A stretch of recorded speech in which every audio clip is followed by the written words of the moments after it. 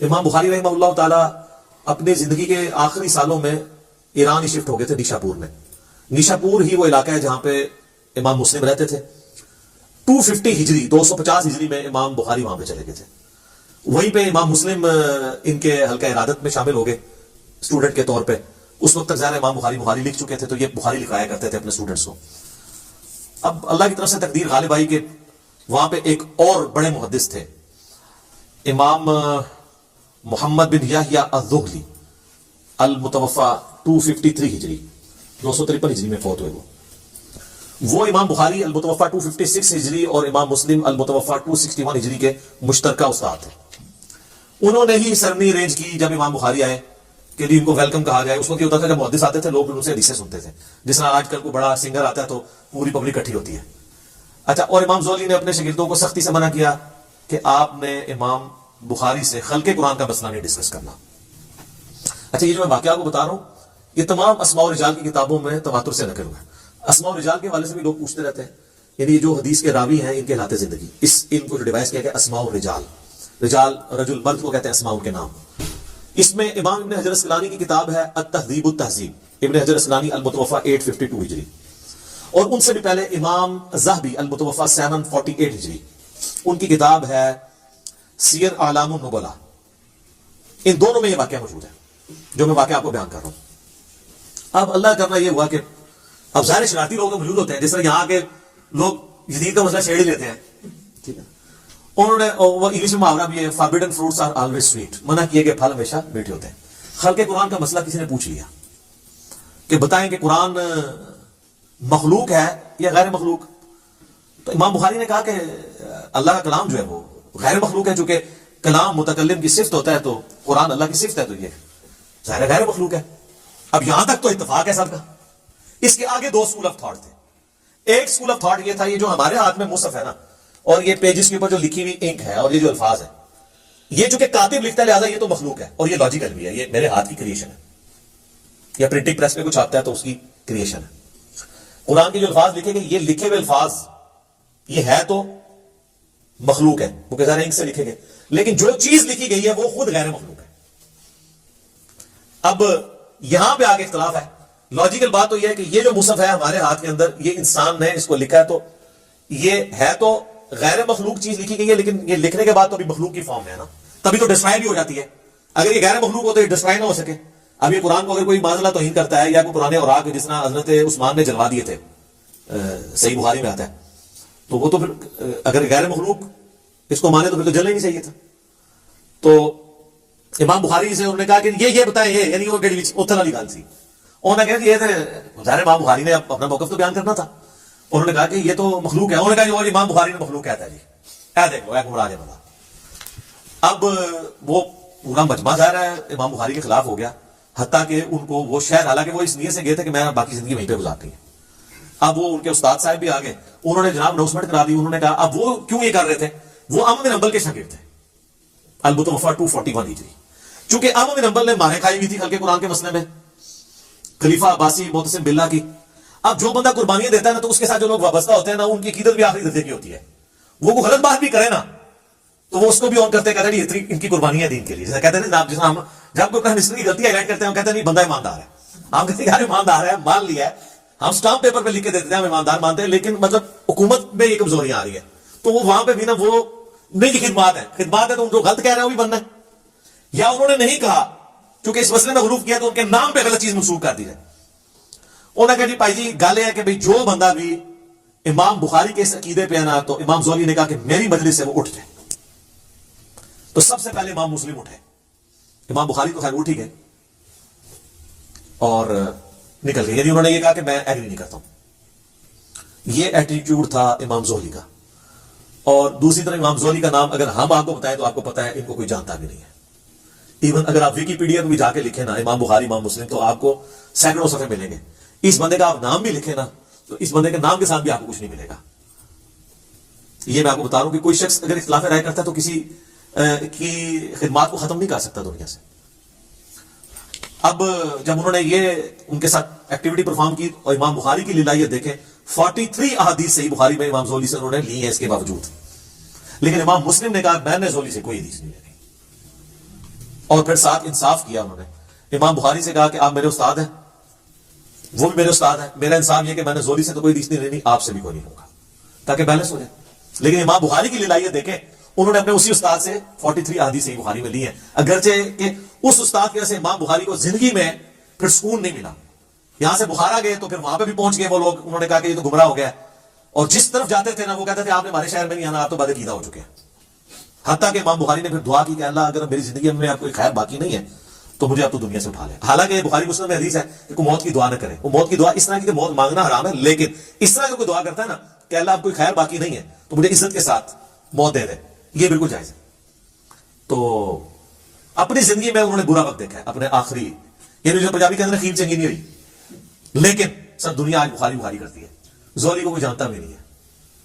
زہری کا ذکر اسی طریقے سے ہوتا ہے کہ یار یہ بخاری کا ایک استاد تھا, اس نے ان کو مجلس سے نکالا تھا.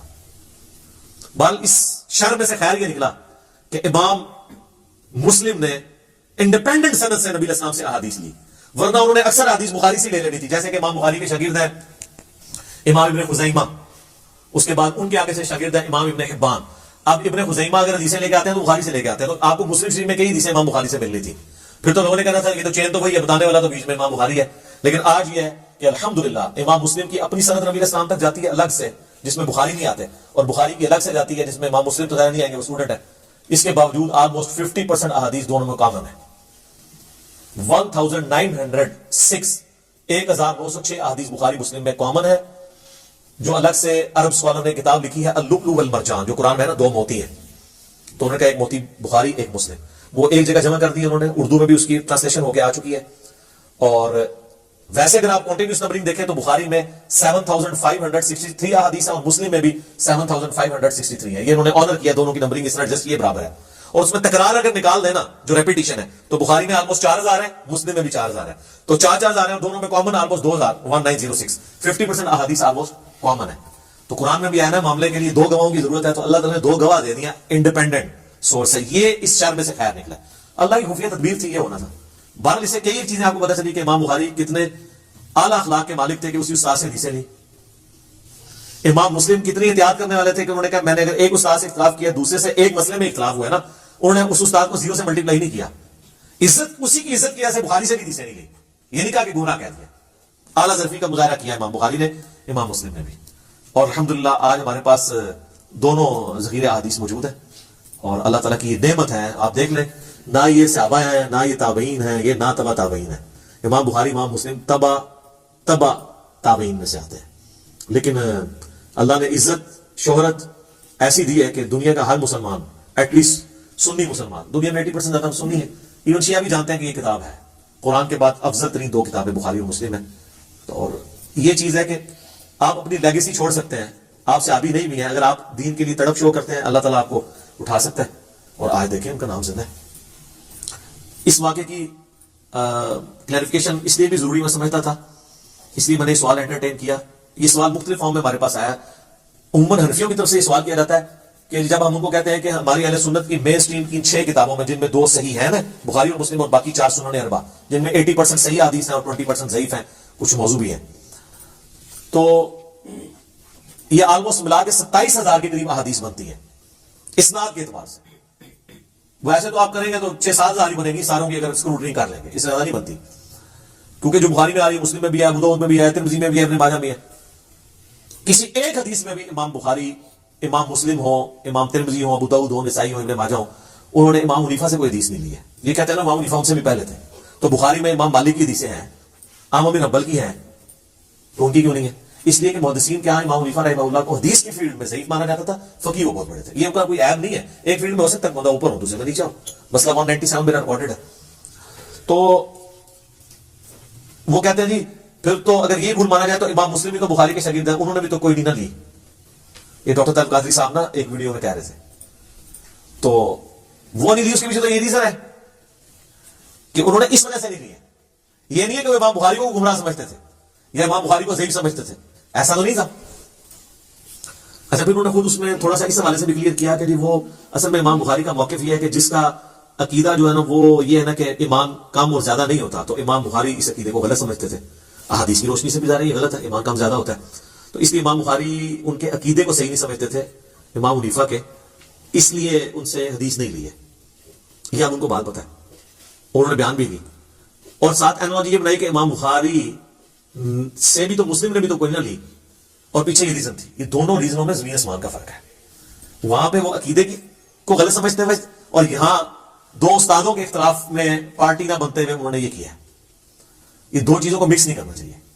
اور میں یہاں پہ یہ بھی کلیئر کر دوں، وہ کہتے ہیں کہ وہ امام مسلم کو 3 لاکھ حدیثیں یاد تھی، تو اس میں تو صرف انہوں نے لیے 7563، اور تکرار بھی ختم کرے تو 4000 ہے.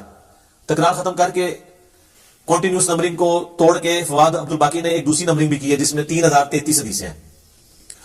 یعنی ایک صحابی سے اگر ایک حدیث ہے اور دوسرے سے بھی اسی سے ملتے جلتے ہیں تو 5-6 قسم، پہلی 6 حدیثیں صرف یہی ہیں کہ جس نے میری طرف جھوٹ منسوخ کیا اپنا مقام دوزخ میں دیکھ لے. اس نمبرنگ میں اس کو ایک ہی نمبر دیا انہوں نے.